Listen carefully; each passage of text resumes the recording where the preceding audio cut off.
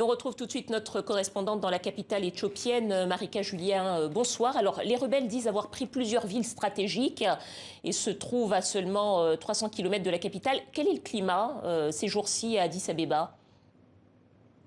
Alors, à Addis, hein, la situation reste pour le moment relativement calme. Tout est ouvert, les commerces, les banques, les restaurants.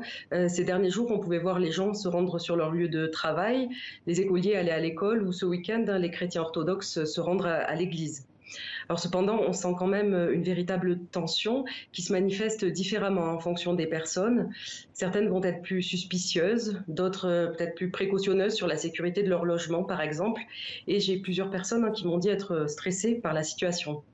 Alors vous avez vu, hein, dans le reportage, il y a un véritable soutien à la politique du Premier ministre, mais on commence aussi à entendre des voix un peu dissonantes, plus modérées, à l'image du chanteur Tariku Gankisi. Il a signé un des plus gros tubes de l'année en Éthiopie et il était invité à la manifestation ce matin.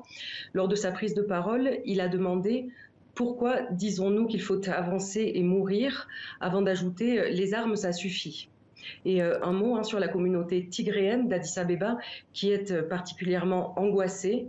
On peut dire que ces personnes restent discrètes, hein, et font profil bas par peur d'arrestation. Et cette semaine, hein, de nombreuses arrestations de Tigréens ont été rapportées.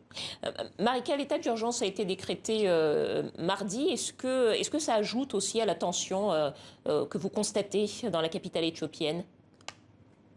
Oui, hein, l'état d'urgence annoncé cette semaine, il permet entre autres d'arrêter sans mandat une personne si elle est soupçonnée de coopérer avec des groupes terroristes, des groupes comme le TPLF, le Front de libération du peuple du Tigré, ou son allié, l'armée de libération Oromo, hein, deux organisations classées comme terroristes par le gouvernement en mai dernier. Cet état d'urgence y permet aussi de fouiller les domiciles ou d'enrôler tout citoyen qui aurait l'âge requis et qui posséderait une arme.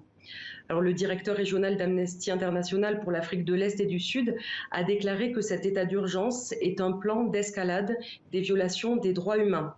Amnesty a également noté une augmentation sur certains réseaux sociaux de publications incitant à la violence et utilisant des insultes ethniques. Déjà, hein, dans la semaine, Facebook avait supprimé une publication du Premier ministre Abiy Ahmed qui appelait les Éthiopiens à, je cite, enterrer le front de libération du peuple du Tigré. Et hier, Twitter a décidé de désactiver sa section tendance en Éthiopie en raison, hein, ils ont expliqué, de la menace imminente de dommages physiques.